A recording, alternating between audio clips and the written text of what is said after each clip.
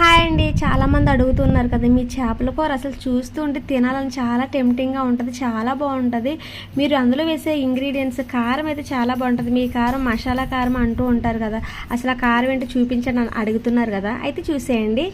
ఇదిగోండి, ముందుగా అయితే మిరపకాయలు చూపిస్తున్నారు కదా, ఈ మిరపకాయలు వచ్చేసి చాలా మంచి క్వాలిటీ అనమాట. ఫస్ట్ క్వాలిటీలో అయితే మిరపకాయలు అయితే తీసుకుంటాము. ఇవి వచ్చేసి ఇందులోనే అక్కడక్కడ కొంచెం తెల్లగా ఉన్నవని తీసేస్తాం అనమాట. అవి కొంచెం పాడైన మిరపకాయలు అనమాట.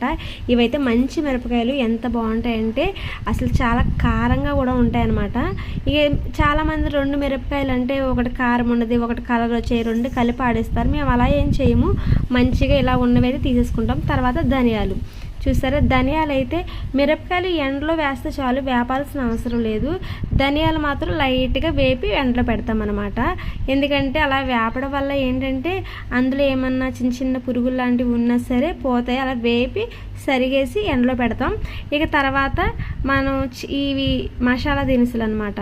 ఇవన్నీ మేము వేస్తాం కాబట్టి మేము చేపల కూరలోని చాలా కూరలో మసాలా వేయం అసలు.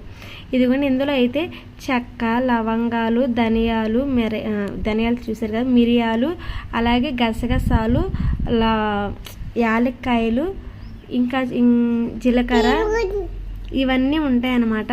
ఇంకా వీటితో పాటు మేము ఆవాలు, మెంతులు కూడా వేస్తాం, సొంటి కూడా వేస్తాం, అవి కూడా చూపిస్తాను. ఫస్ట్ అయితే ఇవన్నీ అయితే లైట్గా వేపేసి అన్నీ ఒక దాంట్లో తీసుకుంటున్నాము. ఇంకా ఆవాలు, మెంతులు వచ్చేసి తర్వాత అనమాట. అవి ముందుగా అయితే ఇవైతే లైట్గా ఫ్రై చేసి ఎండలో అయితే పెట్టేసామన్నమాట. వీటి తర్వాత అవి చూస్తాము. ఇవన్నీ ఇలా ఎండబెట్టేసుకొని తర్వాత అవి బాగా ఎండిన తర్వాత మాత్రమే మిల్లుకి అయితే తీసుకెళ్తాం. మేము కంపల్సరీ మిల్ అయితే పెట్టిస్తాం అన్నమాట. ఇంకా జల్లించడాలు గట్ట ఏమి ఉండదు. తర్వాత ఇందులో మెయిన్ ఇంగ్రీడియంట్ పసుపు. మీరు పసుపు విడిగా వేస్తారు, కారం వేసిన తర్వాత మళ్ళీ పసుపు వేస్తారు.